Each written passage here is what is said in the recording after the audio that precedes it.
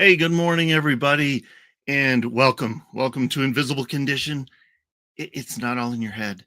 I'm your host, Jeff Pearson, and we want everybody to know, everybody that has an invisible condition to know you do have a voice, you have a community, and you are never alone. And to that end, I'm very excited to introduce our guest today. Our guest is, oh gosh, where did that thing? Okay, sorry. Welcome to live TV, everybody. Things just going all over the place. This is great. Happy December, by the way. This is, I think we're just breaking into December, and so we're changing up. The dog was getting a little cold, so we've got a little hat on there. So I hope everybody's staying warm in December. Here we go. All right. Olivia Rose is our guest today. And she appeared to have it all together. Everything was cool, right? Everything was great. However, she was silently going through serious mental health challenges and facing diagnoses that never fully explained what the heck was going on.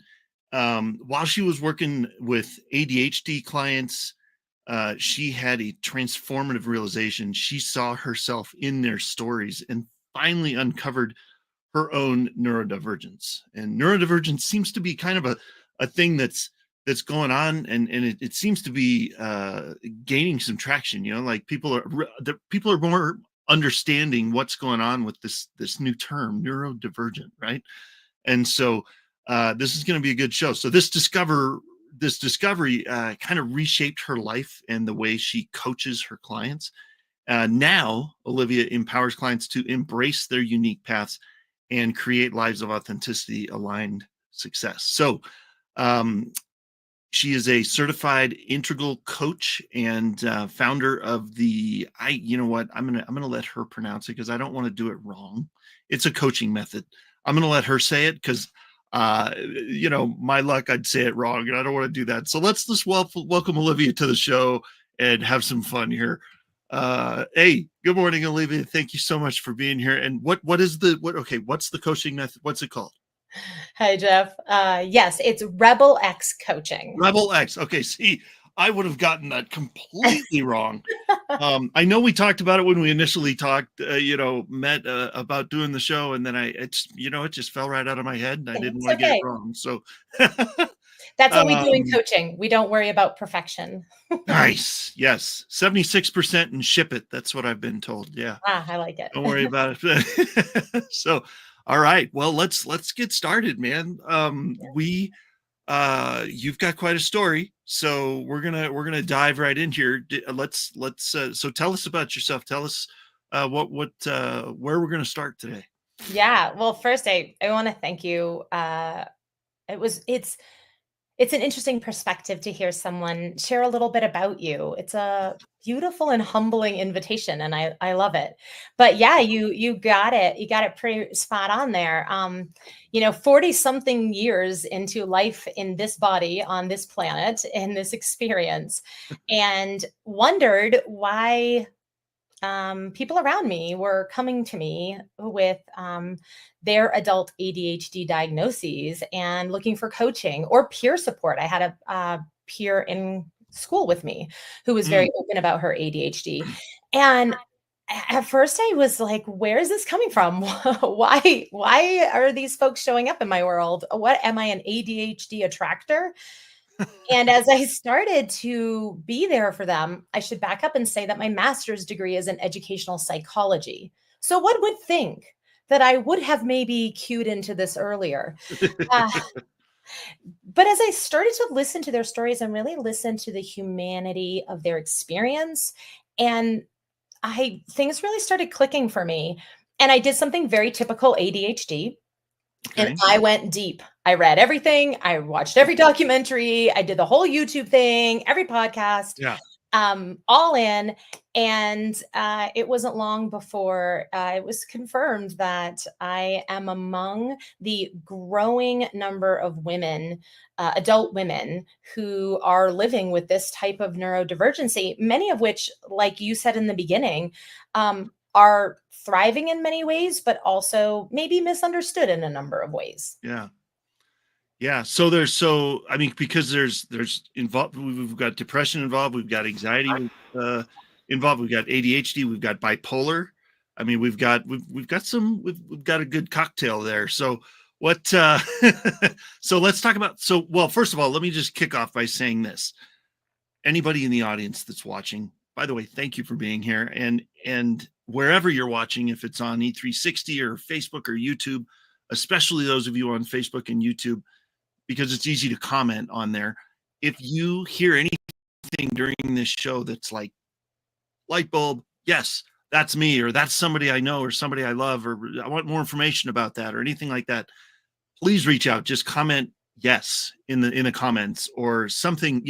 We don't need you to get into your story. I don't want you to divulge too much if you're not comfortable, but just put something in there that says, get back to me, and we will, so that Olivia can reach out to you. And by the way, here is a QR code so that you can reach out to her. And by the way, just real quick, what is it, that QR code? What will people find there to get a hold of you?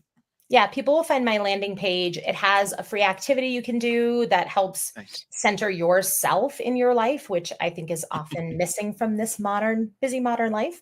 Yes. Also, it allows you to message me and get a hold of me.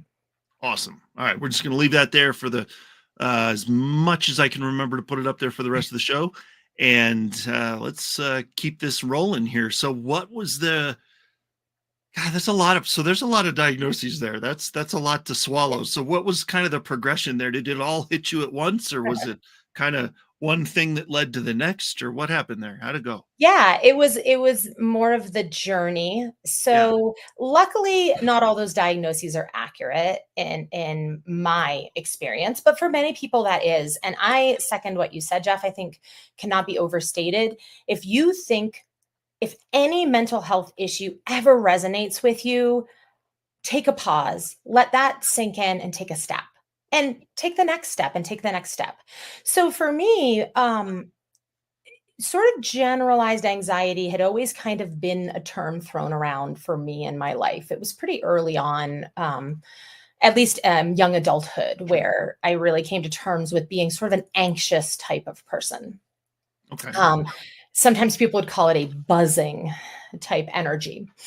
And I had a number of experiences where I would see therapists who, say, oh, it looks like generalized depression or generalized anxiety or intermittent depression. And at one point, I lost a job, and not my proudest moment, Hmm. but a helpful moment that intervened in my life a number of years ago.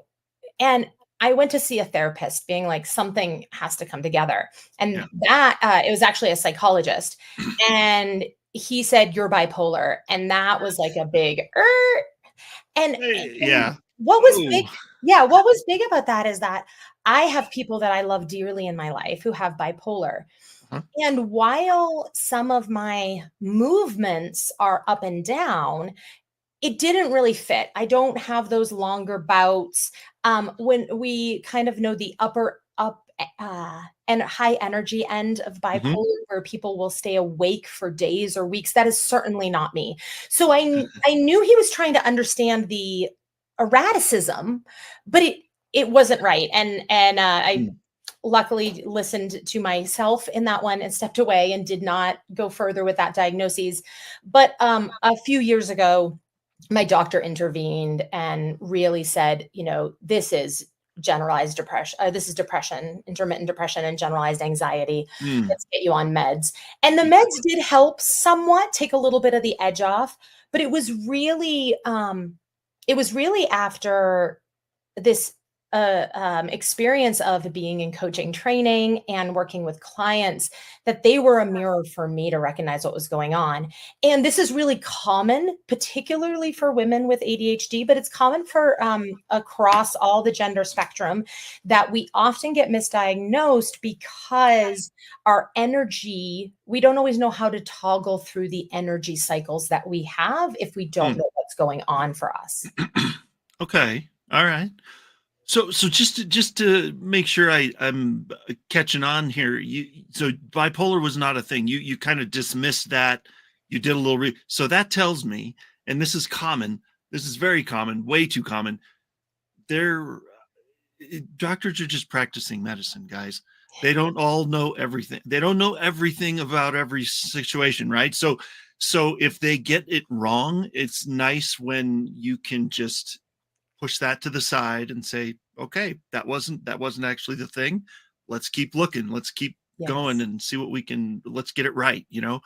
And so that's cool that you were working with people that were, that you were able to do that and say, nope, that's not it. Next, you know. Yes. So Yeah, it is. And life, we say this often, we sometimes forget that life is a journey.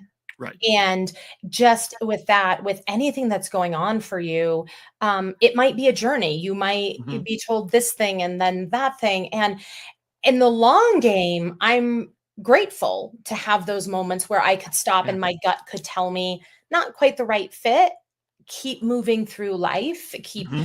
seeking answers, Yep. and you will land where you need to land and then move through that. And even since becoming aware of my own neurodivergency, it's not one and done. I don't go, oh, I'm neurodivergent. Well, that's just that. There's a movement in that too.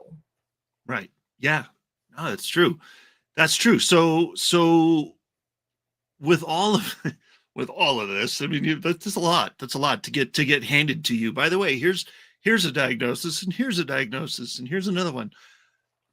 What were some of the most challenging parts of that? I mean, like people get one diagnosis and they, it's like my life has changed forever or whatever. But Mhm. what? How did you deal with that and go through it and get at peace with it? Yeah. There, and I hear this amongst people in many diagnoses, Yeah. physical, emotional, mental, is there is a relief in the diagnosis that fits. There's a sobriety, but also a clarity, Yeah. and it's a levity at the same time. Like, even the depression and anxiety, I Mhm. could believe it. The assessments showed that to be true. Those were symptoms Right. of another way that my brain was actually working. Mm. And once I could recognize that those were the symptoms, depression can be its own condition. It Right. can also be a symptom. Cancer patients will talk about experiencing depression. Their brains might not be wired for it, but their experience of their life is leading them to a symptom. So, Sure. depression is tricky like that. It's a diagnosis, it's a symptom. So, for me, it was a symptom, and that's so common for people with ADHD. And Yeah. it doesn't mean I don't have depressive days. I certainly do. But Yeah. I know that it's not to treat the depression, it's to understand how my ADHD mapped brain is functioning that day and what might help it move or where I have to stay with how my brain is that day. That's probably not going to be my most productive day. But knowing that, I can have a little compassion for myself. Okay, today is Yeah. probably I'm not gonna be the sunshiny energy that you see, in this program right now. I'm not going to be that, but it doesn't mean I have to lay in bed with the covers over my head either. I that Yeah. can be a study day for me, or that can be, a day where I choose to do something different, like get exercise. Exercise is important for all humans, Yes. and for people with ADHD, it's a game changer. Yeah. Well, and that's good stuff for just about anybody though. Like if you realize that today is not going to be the most productive day, or this day today is for whatever condition you have, even if you don't have some sort of condition, even if you're just going through life and all of a sudden you wake up one day and go, nope, not today. It's important to listen to that, right? Yeah. Because if you try to push through, no matter what it is, you try to push through, it's kind of like that master or what's the thing, like you're not going to be productive in anything, much less the main thing you're trying to go after. So just listen to yourself, listen to your body, listen to your brain, and just do it, man. Just if you have to take a nap, take a nap. If you have to, I mean, right? Yeah, you're Yeah. absolutely right. And it's so easy to get caught up in this modern rat race of all the things we need to do. And don't get me wrong, We can't always hit the pause button and stop life and take a nap. Right. But we might be able to make a few small choices to rejuvenate or make space. And I just think that we can all be reminded of that frequently. Just in the last week had to remind myself of this. You put this on your calendar. This is not for this moment today. Yeah. Yeah. Oh man. Yeah. I've been working with somebody for a while and work just I working on some just everybody's got coaches, right? There's always coaches going on, especially business owners. You're always working with somebody doing something, and that's one thing. They're like, well, okay, here's a task, put it where you think it will land on the schedule well, when you'll be able to do it at that time every time. And I'd have to shift it around a little bit sometimes. Mhm. It's like, okay, well, I still want to do that because it's important to get that done, but it maybe isn't going to happen at 5 o'clock in the morning, or it's not going to happen at noon. Maybe I'm going to shift it around. So yeah, giving Yeah. yourself the grace to do that, just Yeah. move it around a little bit. It's all right.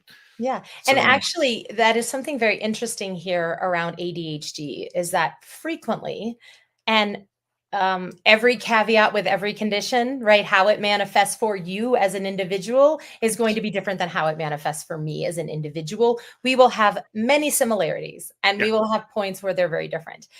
But for many of us, routine and ritual is really cumbersome. It becomes a real burden, a real chore. Our brains are really wired for variety, and spontaneity and Mm, creativity. And so we often get told, and diagnoses or not diagnosed. I mean, I can't tell you how many times I've been told, especially as a business owner, you've got yeah. to you've got to put it on your calendar, you got to stick to it, you got to hold to it, Yeah. and Plan every day, plan every minute. Yeah. yes. And honestly, that burden pulls me out and back, and that's not an authentic experience for me. And what I've really learned to do are a few hacks that help me get in the mode when I have to get in the mode, but Mhm. also the permission to, okay, not right now, but when. Mm, So if I'm moving it on my calendar, maybe not right now, but just enough discipline to say when, and moving that to another spot, because many of us struggle with object permanence, tell so basically out of sight, out of mind. Okay. Yep. And so if I say, "Oh, I'll remember to do that later," that's the kiss of death. I'm not going to remember to do that later, Right. if I Yeah. don't see it. But if I move it on my calendar, it's gonna pop up again. Yes. Or the reminder app, or writing it down and putting it on your whatever mirror, or Or your whatever works sticky for you, notes. right? Yes. Yeah. Yeah. No, I get that. And that's exactly what I've had to do with some of those activities. It's like, okay, well, it's not going to happen there, but I still got to get it done. So I'm going to move it there.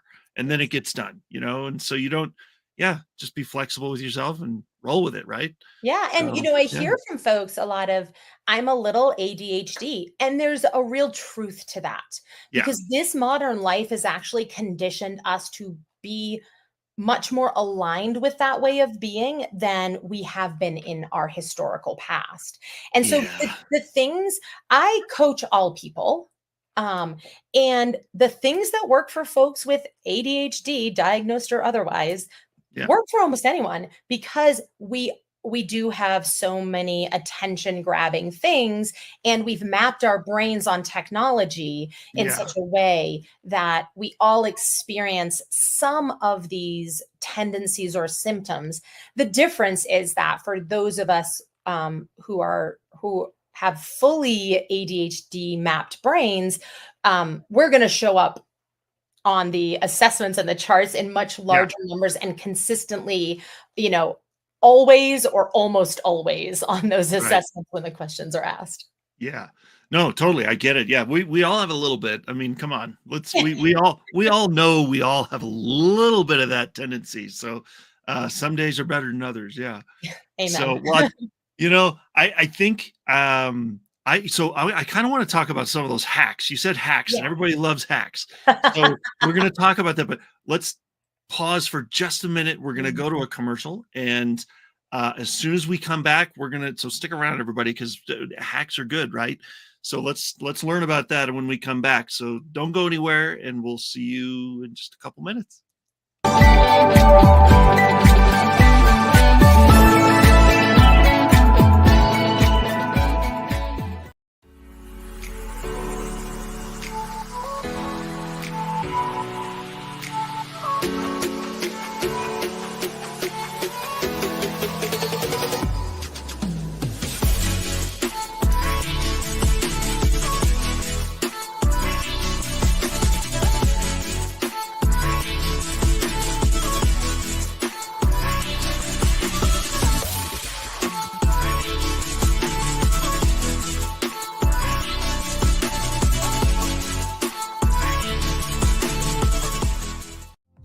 Hey there. You know, every time someone comes into your business or website and uses their card to pay, a percentage of that gets folded back into the system.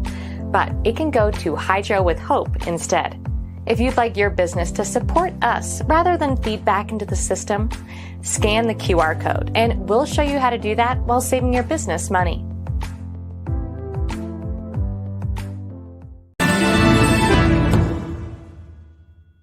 Are you a change agent? You're going to love the Superpowers for Good show. I'm Devin Thorpe. Every Tuesday and Thursday morning at 11 Eastern, I host an inspiring changemaker on Achieve TV. Join us right here on E360 TV.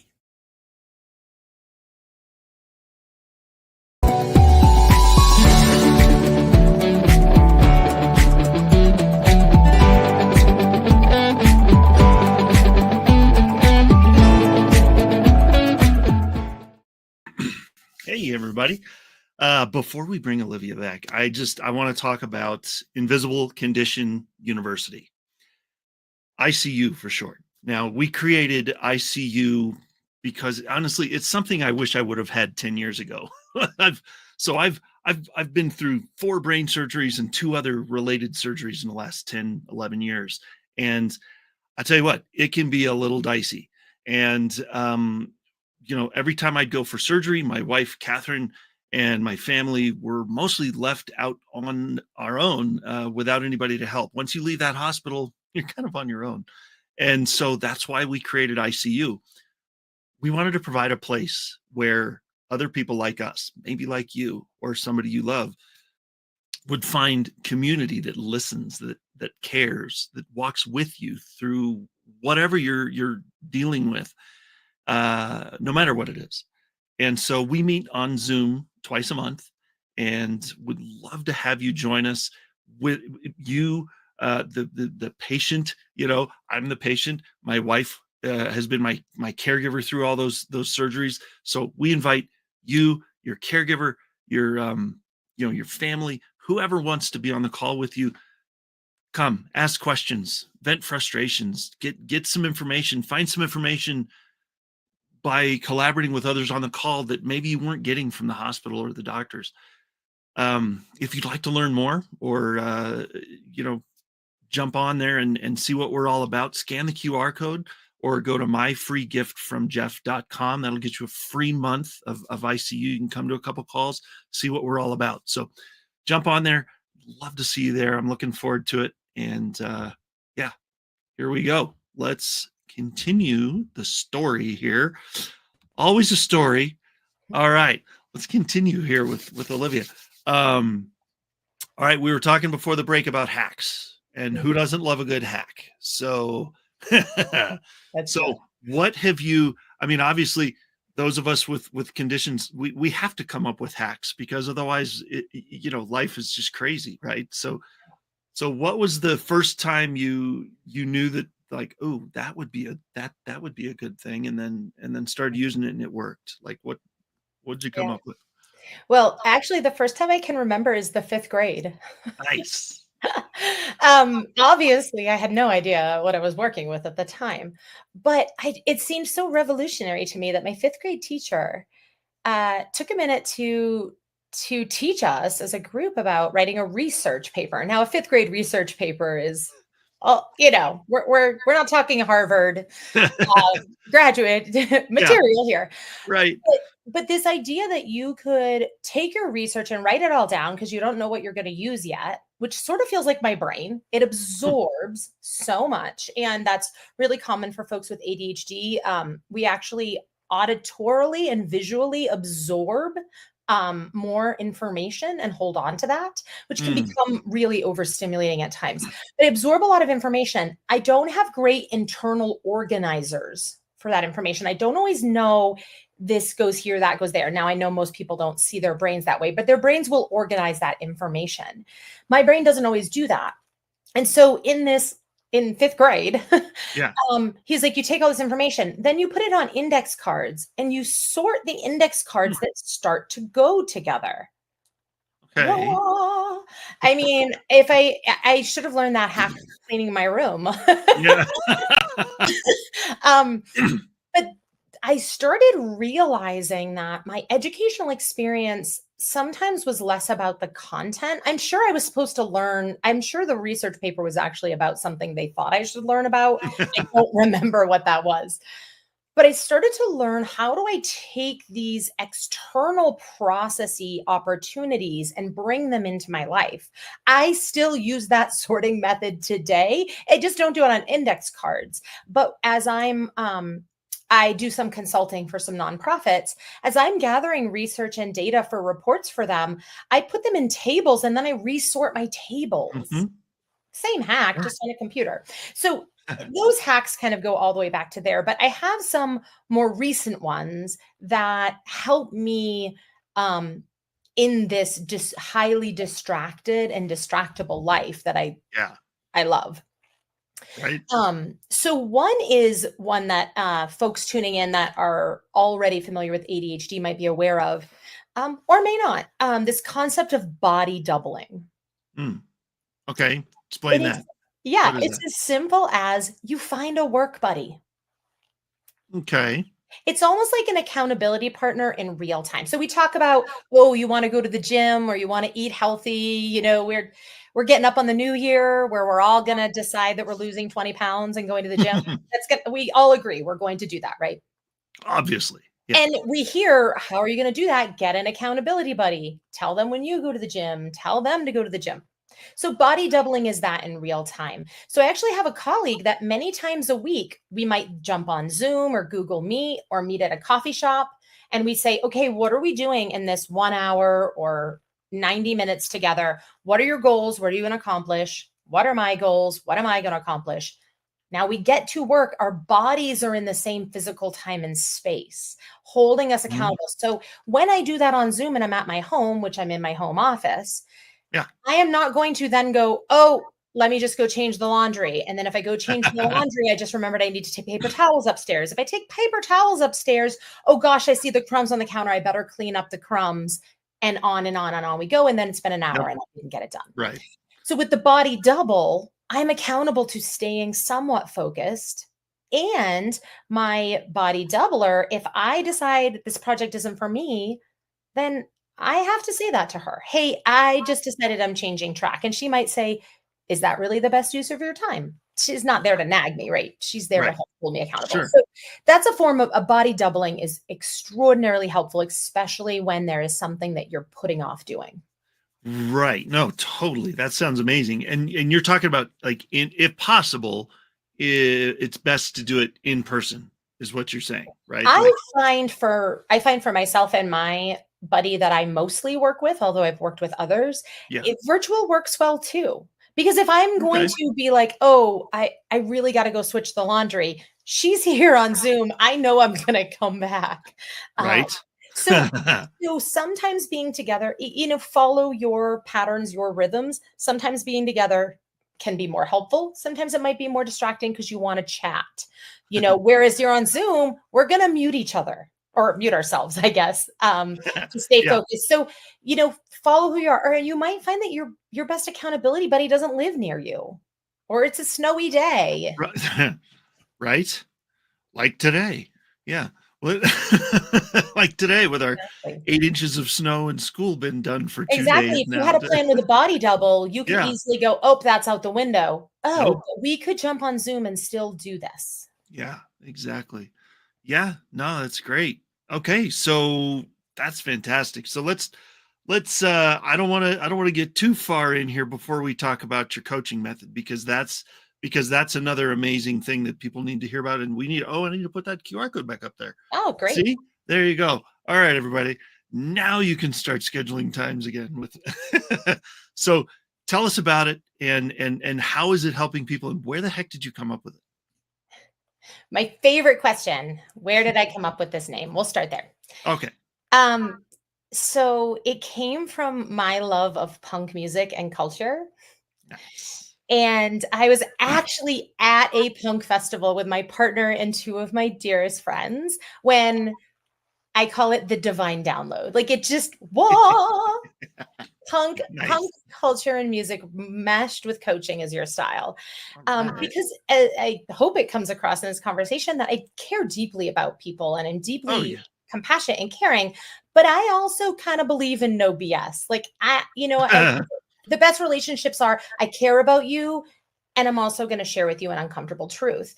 And punk culture is just that. It can be brash, it can be harsh, and it's still a very loving and supporting community. I've seen so many people get raised up emotionally, physically, mentally in punk community and culture. There's also the do-it-yourself attitude of that's been throughout the origins of punk of make your own music, don't use record labels, like make your own scene kind of thing. Yeah. And coaching is, and I think it really resonates with neurodivergence, but coaching is about do it yourself. There is no prescription to coaching.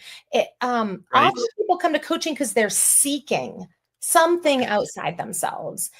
And with coaching, we start from within of what is in you that is driving the seeking. Once we find what you're looking for, then we can go external for the resources, the supports, the strategies, whatever it might be. But if we don't go inside first, we are just throwing that proverbial spaghetti at that proverbial wall. Yeah, that's fun, once in a while, throw some spaghetti against the wall. But, especially with the kids, if they're little, we get to do what? You're not going to stop us? We got to make sure it's done, guys. Here we go. But no, for what you're talking about, no, let's get stuff done. We don't need to be throwing spaghetti against the wall. Yeah. There's also a piece of anarchy there. Punk culture is about a little anarchy. And there is a piece to, especially most of the folks I work with are kind of midlife, mid-career. We're talking older millennials and Gen Xers. Okay. And over time, we just slowly conform to the messages of the world. And there's this whole, the tenets or one of the major pieces of punk culture is anarchy, break those molds because what can come from something new. So that's really where I landed in that. So the method is not quite anarchy. Oh, good. Well, I hope not. We're not smashing guitars. You're saying method and anarchy are kind of contradictory, aren't they? That's another beautiful part of punk culture is that it exists in this world of dichotomies of sure. two different things can be true at the same time. I think about, and this is a bit geeky of me, so I apologize for a second. Bring it on. But the hardcore punk scene out of New York, auditorily is harsh. It's like intense, but the fundamental message is positive mental attitude. All right. It's pretty opposite ends of the spectrum, yet the same thing at the same time. Right. Oh man. Okay.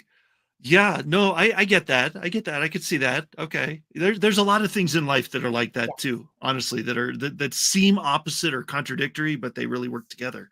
Yeah. And if you think of it this way, without the darkness, you can't appreciate the light. Right.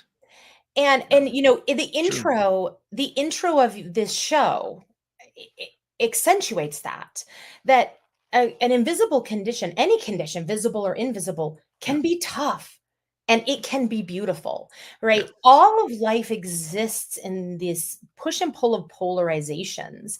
And And so that is where the RblX coaching comes from of I am here as a loving, supporting, caring human.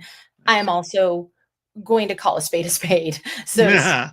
Yeah. and that gets to my methodology of where are you at right now? Let's start there. Okay. And let's just ask some questions. One of the things I tell clients when I very first start working with them is this is not like your public school experience. And most people go, exactly. Thank you. Because I do not want you to tell me the answer you think I want to hear. Yeah. I do not want you to like on the SAT, take your best guess. It's better than no guess. I don't want you to do that. I don't want you to manufacture an answer. Right. If you don't know, let's say I don't know, because that is an opportunity. If you don't know, that's an opportunity it's an invitation. It's an opportunity for Right. exploration. If you already knew, what else is there to do there? And so things like, I don't know, or I hadn't considered that before. Often just that little bit is the smallest opening that leads us to those growth edges that someone is ready to explore. One part of that is you touched on it a little bit, but and a little bit earlier too. I just kind of wanted to tag on that is school is not necessarily for soaking up a bunch of information. I mean, yeah, you learn some stuff, and yeah, you want to learn about history and math and different science and whatever. But really, the ultimate underlying goal of school is to help you to learn how to learn. And then once you learn that skill, then you can do anything you want. You can go to college and learn. Now that you have the skill of learning, you can go to college and learn a skill. But if you don't know how to learn, you got to start there. So, yeah, Yes. that's And with neurodivergency, and this is where maybe a lesser talked about or known piece of ADHD really comes in. okay. There is a lot of internalized guilt and shame. And I know that happens with many life experiences, Sure. diagnoses or otherwise. There's there have been many studies that have shown that neurodivergent brains are hypersensitive to feedback. So people actually think they're giving you positive feedback and you don't hear it that way. No, yes, I could see that. Mm-hmm. And at the same time, especially those of us that grew up in the 70s, 80s, even into the 90s, this was not commonly diagnosed. And when it was diagnosed, it was diagnosed in boys as ADD. Though we can all think of the kid in the class who could never sit still. Yep. That is sort of our archetype, but there are actually so many types. Yet that wasn't something we were as aware of then.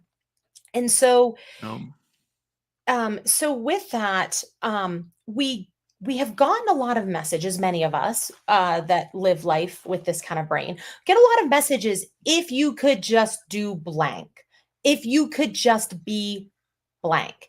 And that was a lot of my story. I had so many teachers that I adored and adored me, and I'm grateful.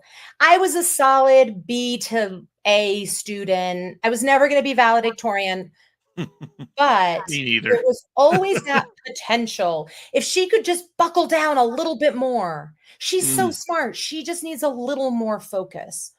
Or what I would dread hearing after every parent teacher conference, which was shared with my family and shared with me with absolute love. But what I would hear is, she's a great student, but she's a bit too much. But she talks too much. Yeah. But she's just a little too energetic. And little did we know that those were cues and keys. And actually, also in the 5th grade, I had another teacher who asked, and my parents amazingly gave permission. And I say amazing because at that time, she asked to do meditation with me. And at the time, meditation was, at that time, meditation was like not a thing you were really doing. And my parents said, sure, she's a teacher. Do you think it'd be helpful? And we only did a couple sessions, but I wish I had taken it with me more. But I remember feeling so completely different after that experience than other times in my life. And so, well-meaning folks most of them didn't offer me the gift of meditation, nor did I take them up on it in the 5th grade for a lifelong habit. But many well-meaning folks are like, if she could just settle down. Well, I don't know how to just settle down. Right. I don't know how to not be talkative, because talking is a way of staying attentive. Right. Not escaping. Engaging. Yes. Yeah. And it's only been, in the last few years where, oh gosh, if I meditate 15 minutes a day, I don't, interviews aside, I don't have to take all of the airspace with talking, because I have more space to listen, because I've learned how to be a little more comfortable in my body. I don't get to meditate for a couple of years and stop. That's not going to work. It's got to be a daily habit. Yeah, exactly. Well, and with any of this, with any method that you find, whatever works for you, if you just do it sporadically, don't wonder why it doesn't work. Don't, you know what I mean? Like, I went to the gym 3 days in December or in January, and I didn't lose 20 pounds. Well, sorry, I don't know what to tell you. I went there 3 times and did 5 minutes on the treadmill, and I didn't lose my 20 pounds. So yeah, it's gotta be consistent. Yeah. And repetition can become foreboding to people with ADHD. We can get bored, tired. Sure. So I also, not every day and not erratically, but I change up my meditation practices. Yeah. So sometimes I'm doing a walking meditation. Okay.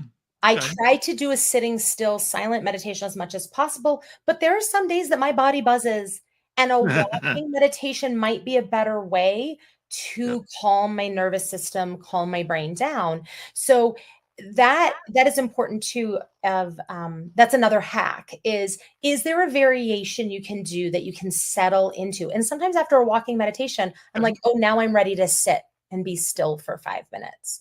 Nice. So it's also, how can I need to do a thing. I know I will feel better if I do a thing. How do I just enter into that space so that I can start doing that thing today? I'm not worried about, and then I have to do it tomorrow and the next day, because that becomes doomsday feeling. I just have to do it today. Yeah. It's awesome. No, that's true. Then that's probably my takeaway from this segment is just do just one day. Just one day. Don't, because it drives me crazy too. It's like, you got to plan for the future and you got to blah, blah, blah, blah, blah. But just, if you can get today under control, that's cool. That's cool. Yeah. Plan for the future, live in today. Right. That's what you're 100%. Talking about. Absolutely. Exactly.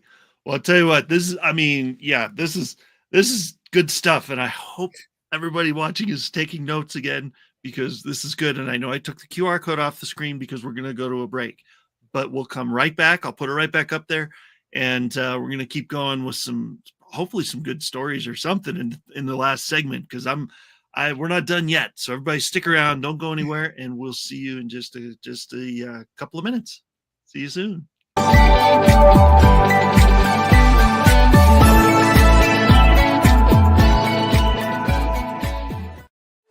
Tired of losing cell service in dead zones? Concerned about connectivity in emergencies? There is now an answer. Introducing the Love Pod. The world's first affordable encrypted global internet Wi-Fi hotspot connects with multiple service carrier networks and is satellite assisted when no service carrier networks are available. So it works virtually anytime, anywhere. Connect up to 9 devices, like our cell phone, laptop, desktop, TV, security cam, and more. Stream, chat, text, download, and make phone calls, all with no roaming fees. With mesh capability, the Love Pods will grow in strength and speed with each new pod activated to create a private terrestrial-based intranet called Love Global Network. The Love Pods are dual blockchain encrypted with Love's proprietary 2048-bit cube chain encryption, giving you the ultimate protection in data privacy and security against digital attacks and hacks to your devices. You are no longer tracked, and your data is never sold. Get the Love Pod, your private, encrypted, portable global internet Wi-Fi hotspot, and stay safe and stay connected. In a world where office workers typically receive 130 daily emails and have an 8-second attention span, CoreCentrica, with her 4 decades of international marketing experience, has partnered with the Learning Code Institute and their 30 years of neuroscientific research. Together, we are crafting unique messaging strategies that resonate, connect, and ultimately convert our target audiences. CoreCentrica, where award-winning creativity and disruptive neuroscience come together. Scan this code now, or call and click, and let us show you how CoreCentrica's partnership with the Learning Code Institute is influencing how businesses connect with their audience, foster engagement. Hey, how you doing? My name is Greg Russell. I'm the host of TechnologyTuesday.com. You can find us on the Conscious Business TV network every Tuesday at 2 p.m. Eastern Standard Time for the latest resources to help you make more money in your business. Join us on E360 TV. Come on.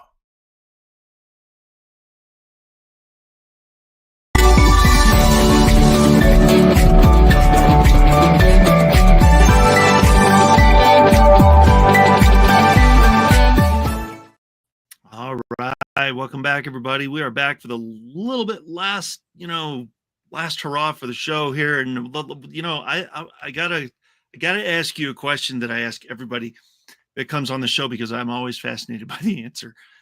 There's no wrong answer, by the way, but it's all good. On those crazy days that the brain is getting the best of you and your day is going crazy and it's, you're like, what do we do next? On those crazy days, how do you maintain hope? I'm going to start with a little bit of a journey that was not necessarily what this is about, but I learned a lot. Yeah. I did go through a cancer treatment process in 2015 into early 2016. And from that, I really learned the first step is the most important. Just take the one step. I think it was 2/3 of the way through chemo where on a treatment day, I was like a petulant child. I am not going today. I'm not getting out of bed. I'm not. Oh, totally. Oh, absolutely. I was absolutely not going. And the minute it was time to go, take that first step out of bed. I've learned a lot from that. So just take the one step. Is it hope on hard days? Maybe not, but it's all that's required on the hard days. And so some days, and we spoke about this earlier, some days I might have more depressive feelings. Mm-hmm. And it's, can you just put the tea kettle on? Because I'm a tea drinker more than a coffee. Can you just put the tea kettle on and see what happens? Routines are amazing.